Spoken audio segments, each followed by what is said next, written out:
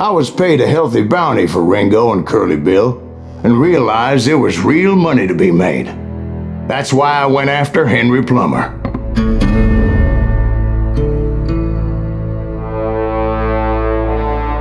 Wasn't he the sheriff who augmented his income by shaking down miners and robbing gold shipments? That's the one. Oh yeah, I remember him.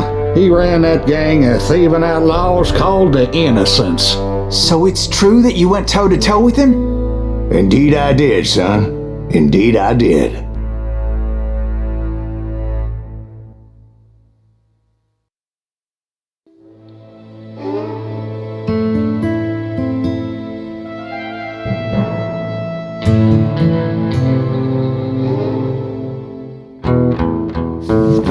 I knew I needed resources if I was going to track down Roscoe Bob Bryant, and hunting Plummer looked like a good way to get rich quick.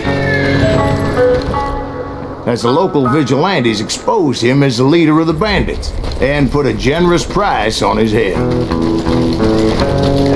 Plummer rallied his gang to plunder one last gold mine before making their escape, and that's where I thought I'd find him.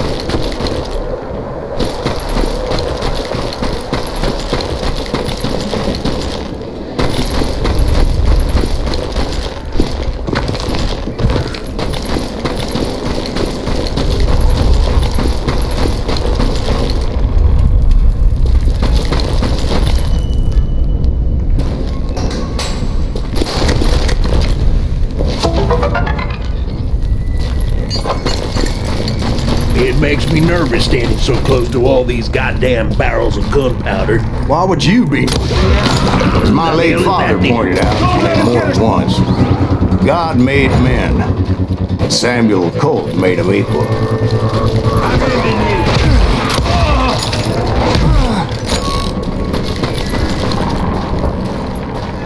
You can't hide forever.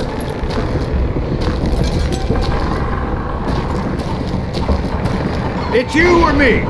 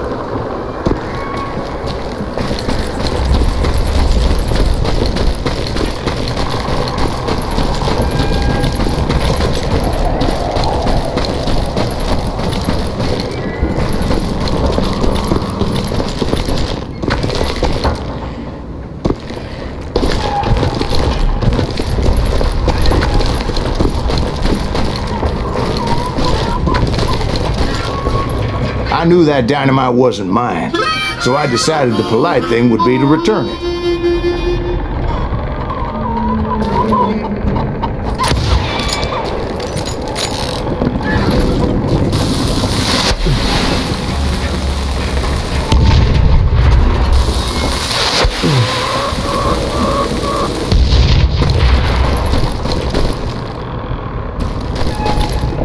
It was the biggest gold rush since Sutter's Mill in '48. Unfortunately, prospectors weren't the only ones drawn to those riches.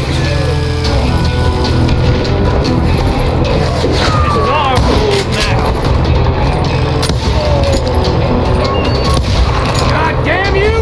There were thieves, killers, robbing travelers, and hijacking gold shipments. Like those that ran with Plummer. Some were just regular folks I knew from town, drawn by greed and easy pickings. Charlie Crow, the blacksmith. James, who worked in the stable. Sam and Jeremiah Barber, the butcher's sons. Okay. Ordinary citizens who lived a double life. Stealing, thieving, murdering their neighbors.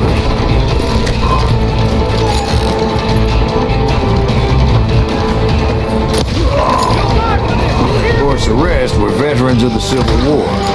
Stone-cold killers trained on the bloody fields of Shiloh and Antietam. Dangerous, desperate individuals. Plummer had a lot of men on his payroll. A hell of a lot.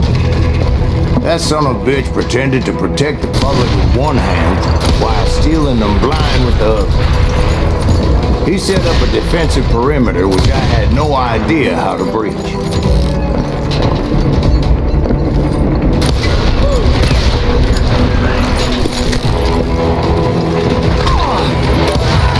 I was outnumbered and in way over my head, but I was too damn stubborn and stupid to realize it. They must have thought I was tough, or had some kind of death wish, seeing as there were barrels of gunpowder everywhere.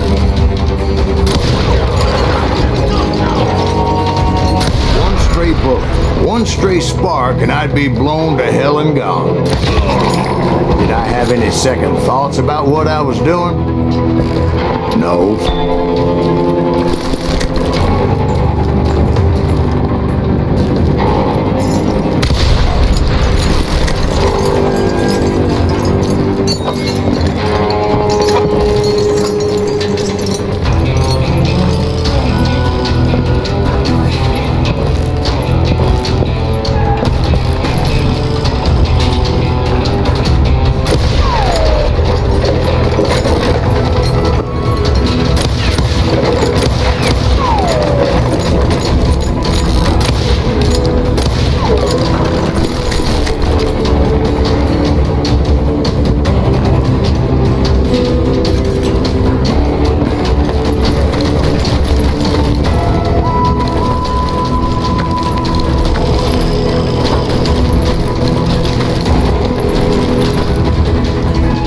I was some kind of hero.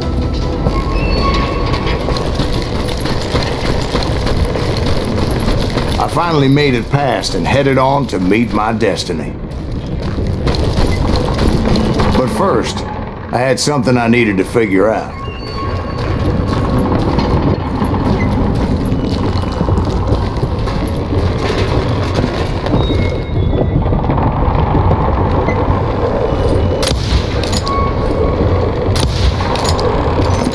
A few ideas on how to get into that mine, but once I made my decision, I knew there was no turning back. So my first thought was to enter the nearest mine portal. I saw an entrance. Made sense. It was the quickest way in, but that also made it more dangerous, as there would undoubtedly be enemy pickets posted along the way.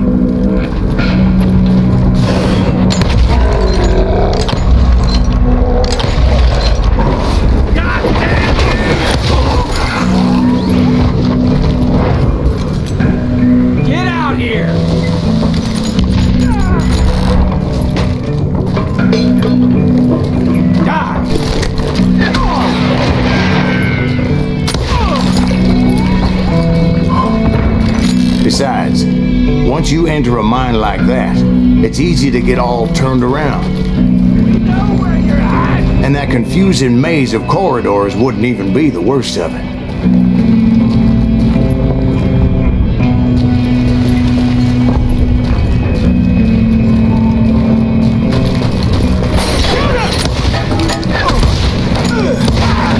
Some of those shafts could be as deep as hell. Get out of here.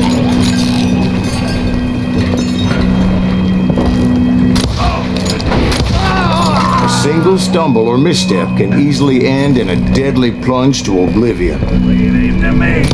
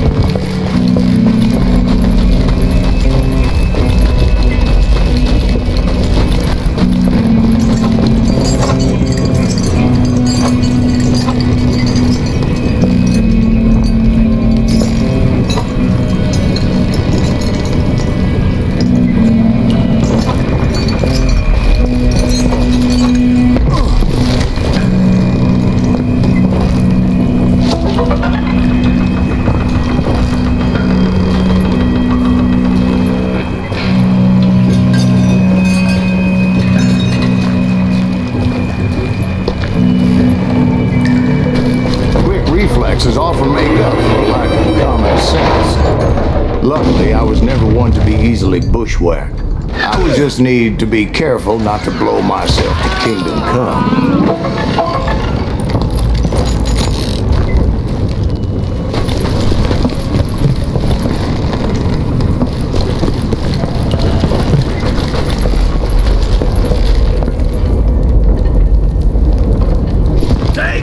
With all that gunpowder and dynamite everywhere, a body has to know what he's shooting at.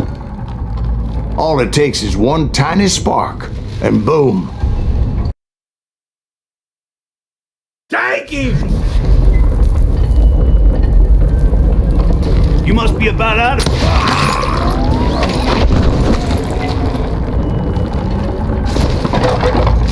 Come on out, you yellow bastard!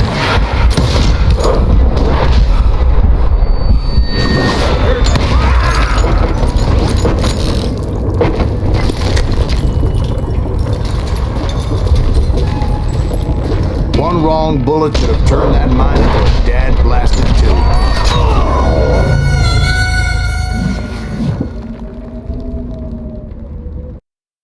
Get him! Murderer!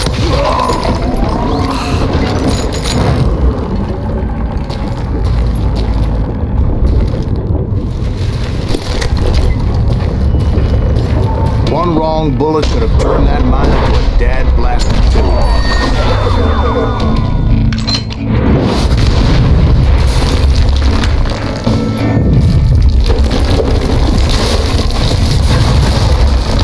I freely admit that my plan of attack was not just moronic, but clearly insane.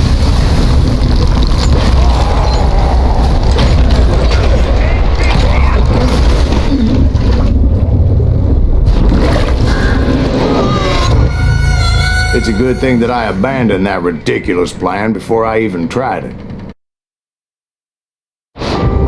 Instead, I spotted a ladder, a way into the mine from the opposite side.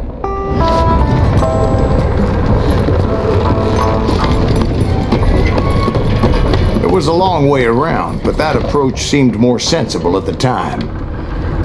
Of course, being I had a problem with heights, that scaffolding scared the bejesus out of me.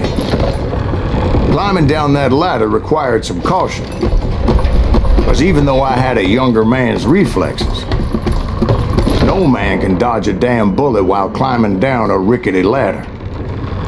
I needed to make a leap of faith, which ain't easy when you're suspended between heaven and hell. I was determined not to give up, however.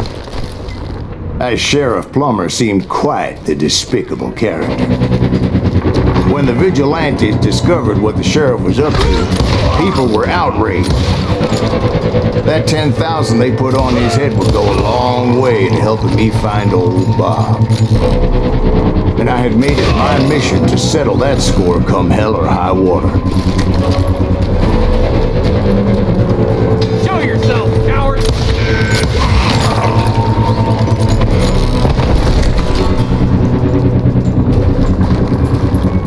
But first, I would have to make a choice. Take the elevator or climb the ladder.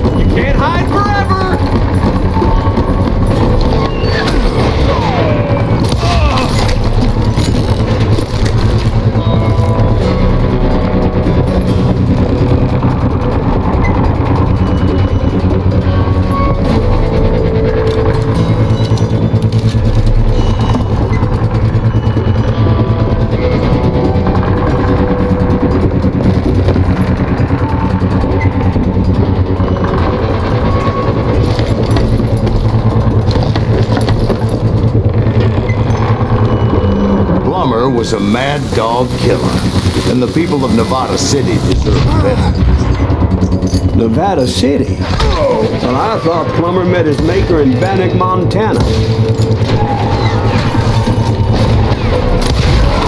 Right, well, he was the sheriff of both places at one time or another, but that's neither here nor there. Time to die!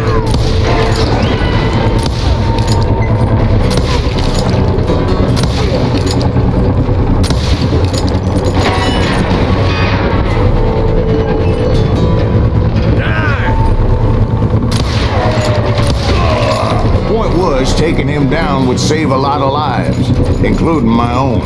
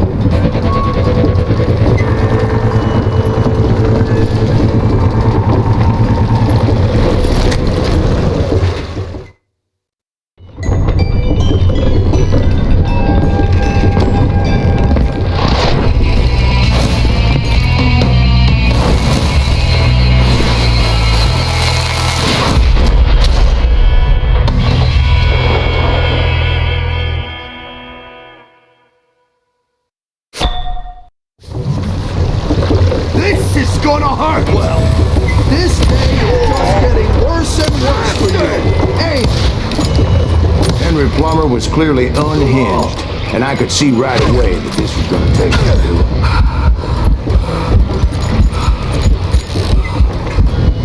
Show yourself!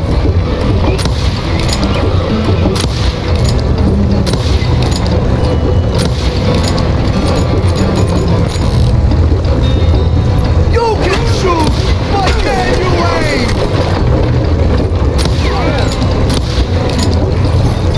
Get shot!